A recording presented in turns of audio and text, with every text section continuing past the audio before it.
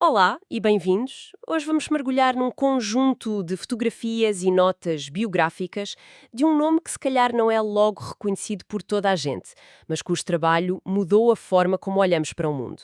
Louis Hine. Estamos a falar do início do século XX nos Estados Unidos, uma altura de uma transformação social e industrial brutal. E Hine estava lá, com a câmara na mão. Exato. E o que salta logo à vista nestas fontes é que ele não era um fotógrafo qualquer. Para ele, a câmara não era para tirar retratos bonitos. Era uma ferramenta, quase uma arma para mostrar a verdade. Precisamente. A nossa análise hoje vai ser mesmo essa. Percorrer estas imagens e perceber como é que Louis Hine usou a fotografia para lutar por justiça social. Desde os rostos dos imigrantes em Ellis Island até à coragem quase sobre-humana dos operários do Empire State Building. É uma viagem fascinante, sem dúvida. E o que as fontes nos permitem é seguir esse percurso dele, quase como se estivéssemos a ver a evolução do seu próprio olhar. Sim, Acho que podemos dividir esta conversa em três grandes momentos que definem a carreira dele. Primeiro, o seu trabalho em Ellis Island, a documentar a chegada de milhões de pessoas. ok. Depois, a sua luta feroz contra o trabalho infantil. Uhum. E, por fim, e esta é uma mudança de tom notável, quando ele começa a celebrar a figura do trabalhador americano. Essa estrutura parece-me ótima. Aliás, acompanha a própria evolução da carreira dele e, se calhar, até da própria América nessa altura. Exatamente. Então, vamos começar por essa porta de entrada, por Ellis Island. Para quem nos ouve, é preciso ter uma ideia do que era aquele sítio.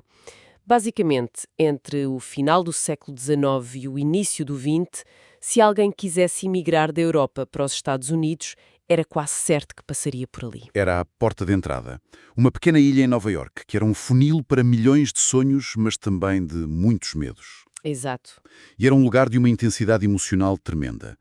As notas biográficas dizem que Hine começa a fotografar lá por volta de 1904, já com uma intenção muito clara. Ele não estava ali como um turista. Não de todo. O objetivo dele era usar a fotografia para causas humanitárias, para denunciar o que estava errado.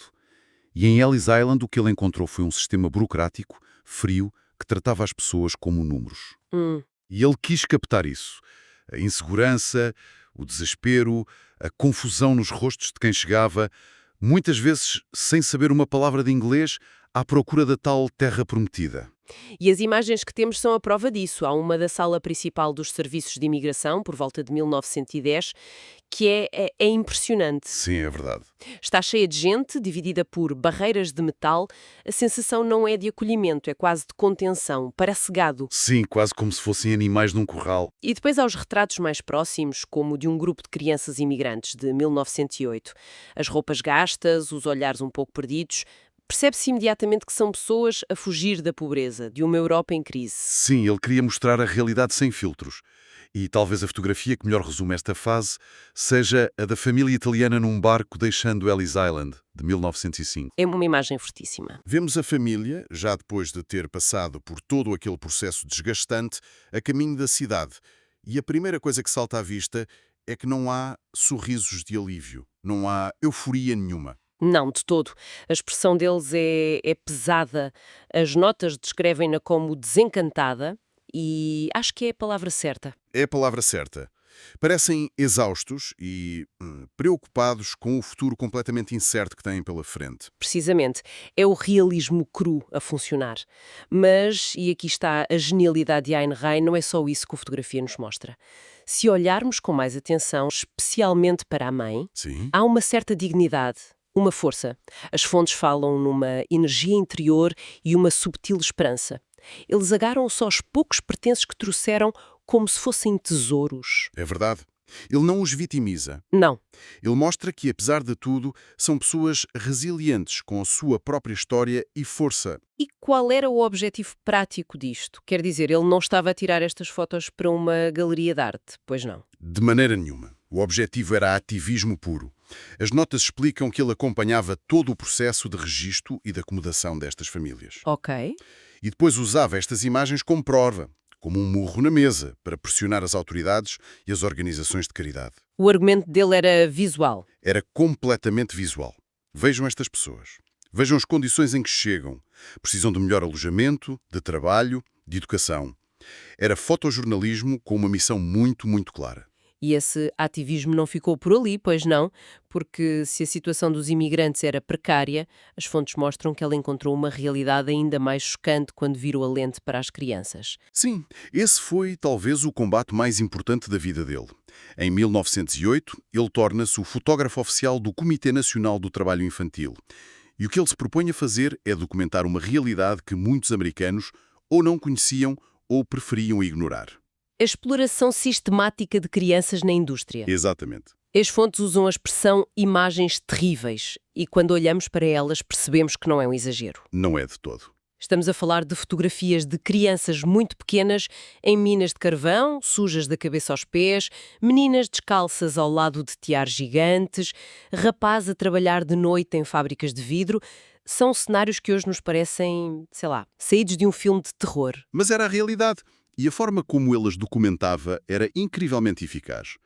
Pegamos na fotografia da Eddie Card, 12 anos, numa fábrica de fiação, por volta de 1910. É uma imagem que nos fica na retina. A menina está de pé, ao lado de uma máquina que é um monstro de metal, e o olhar dela está completamente vazio. Perdido. E o título é quase clínico, factual. Exato. Nome, idade, local. E essa simplicidade torna a imagem ainda mais brutal. Não há sentimentalismo, há apenas a verdade nua e crua. E ele não se limitava a fotografar, ele investigava. Muitas vezes tinha de entrar nas fábricas disfarçado. Sim, fingia ser vendedor de bíblias ou inspetor de seguros, porque os donos das fábricas não o queriam lá, obviamente. Claro. Ele tomava notas sobre a idade das crianças, as horas que trabalhavam, que ganhavam. Ele corria riscos a sério para conseguir esta informação. Sem dúvida. Outro exemplo que temos é a fotografia Meia-Noite na Fábrica de Vidro, de 1908. A imagem em si já é chocante, com aqueles rapazes a trabalhar no meio do calor e da escuridão. Parecem fantasmas no meio da maquinaria. Sim. Mas o título, Meia-Noite, acrescenta uma camada de horror. Crianças a trabalhar à meia-noite. A combinação do texto com a imagem era uma denúncia poderosa e irrefutável. E o trabalho dele teve um impacto real. Absolutamente fundamental. As fotografias dele foram as provas que os reformistas sociais levaram para as audiências no Congresso e que levaram às primeiras leis de proteção infantil nos Estados Unidos. É incrível o impacto que ele teve. Mas depois de passar anos a documentar este horror, seria de esperar que ele ficasse cínico.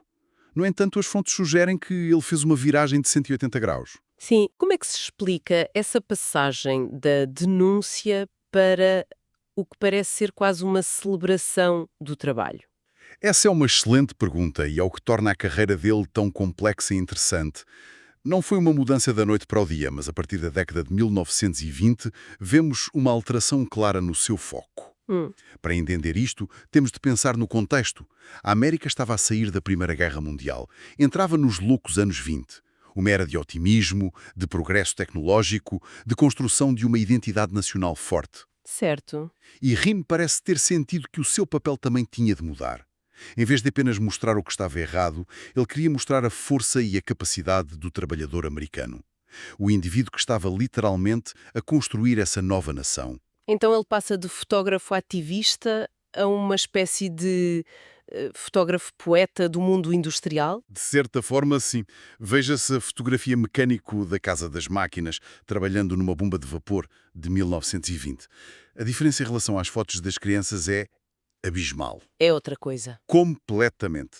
Aqui temos um homem adulto, musculado, em tronco nu, a dominar uma máquina gigantesca com uma chave inglesa. A imagem exala força, competência, orgulho. Já não vemos uma vítima da indústria. Exato. Vemos um mestre da tecnologia. É uma glorificação da relação entre o homem e a máquina. Mas não há aqui uma certa contradição. Depois de lutar tanto contra a exploração industrial, de repente está a glorificá-la, quase parece propaganda para a mesma indústria que ele antes denunciava? É uma tensão interessante, sem dúvida. Mas eu acho que, para Hine, a coerência estava em focar-se sempre no ser humano. Ok. Ele mostrava como a indústria esmagava os mais fracos. Agora, ele mostrava como os trabalhadores qualificados eram os heróis anónimos por detrás do progresso americano. Ele não estava a fotografar os patrões. Nunca. Estava a fotografar a perícia e a força do operário. Estava a dar uma face humana e digna à classe trabalhadora, que, muitas vezes, era vista apenas como uma massa anónima. E é aqui que chegamos ao projeto mais famoso dele, o auge dessa celebração, a construção do Empire State Building. Sim, Quando vemos aquelas imagens é difícil acreditar que são reais. completamente. As fotografias que ele tirou entre 1930 e 1931 são, ainda hoje, absolutamente vertiginosas. Ele estava lá em cima. Estava lá em cima com os trabalhadores, a centenas de metros de altura, sem as redes de segurança, a documentar tudo. A imagem mais icónica é provavelmente a dos trabalhadores sobre uma viga, de 1932. É inacreditável. Mostra as silhuetas de vários homens em pé, descontraídamente numa viga de aço suspensa sobre o vazio, com a cidade de Nova Iorque lá embaixo. É uma imagem de uma audácia, não só da parte deles, mas da parte dele também, por estar ali a fotografar. Claro. Mas o que me fascina é que ele não se fica pela escala épica.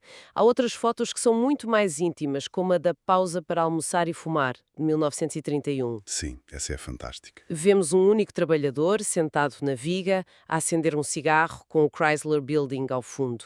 É um momento de normalidade num cenário completamente extraordinário. Exatamente. E essa fotografia capta a essência desta fase do seu trabalho. Ele consegue mostrar, ao mesmo tempo, a escala monumental da engenharia e a humanidade vulnerável do indivíduo. Sim, porque aquele homem está calmo, está a ter o seu momento de pausa, mas Mas ele está a centímetros da morte.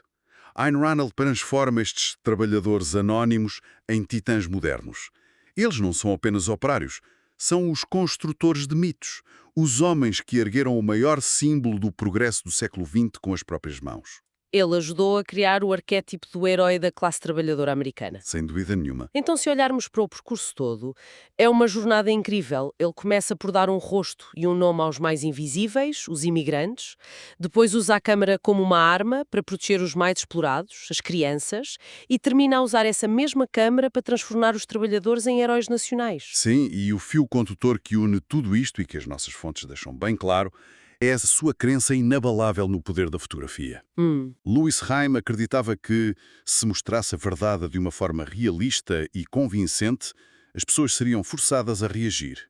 Ele dizia que a fotografia podia ser uma força de persuasão, Um instrumento. um instrumento para obrigar a sociedade a olhar para o que não queria ver e, a partir daí, agir para mudar. A câmara não era só para registar o mundo, era para o melhorar. Uma ideia muito poderosa, sem dúvida. E que nos deixa com uma questão para refletir, especialmente hoje. Ayn trabalhava numa época em que uma fotografia tinha um peso, um impacto, que talvez hoje seja difícil de imaginar. Sim. Ele acreditava que mostrar a verdade de forma direta podia inspirar a ação. A pergunta que fica é, numa era em que somos inundados por milhares de imagens por dia nos nossos telemóveis, nas redes sociais, será que uma única fotografia ainda tem esse poder? O poder de nos fazer parar, de nos chocar, de nos fazer sentir e, acima de tudo, de nos levar a agir. Ou será que, no meio de tanto ruído visual, perdemos a capacidade de realmente ver,